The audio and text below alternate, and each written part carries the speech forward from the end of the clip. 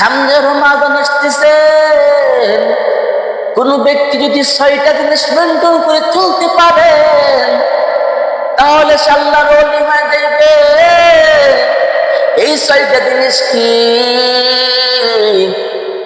6টা জিনিস হলো, কোন ব্যক্তি রোজা রাখার পর এই 6টা জিনিস কোন ব্যক্তি যদি মেনটেন করে চলতে পারে সে আল্লাহর ওলি হয়ে যাইবে।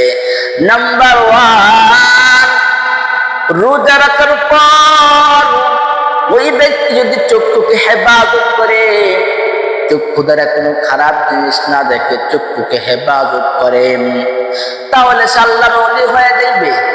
2 নম্বর হলো, সে যদি তার কানকে হেফাজত করে, কান দ্বারা কোনো খারাপ আওয়াজ যদি না শুনে,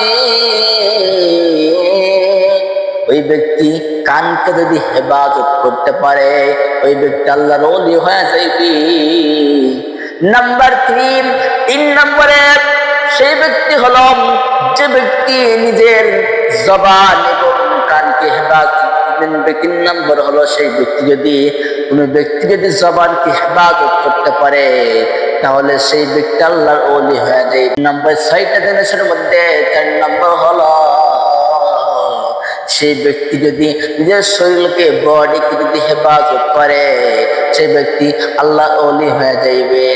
5 নম্বর হলো, কোন বান্দা যদি হালাল খাওয়ার পর রোজা রাখে, আল্লাহ রাব্বুল আলামিন তার রোজাটা কবুল কইরা নাই, সেই ব্যক্তি আল্লাহর খাস বন্ধ হয়ে যাইবে।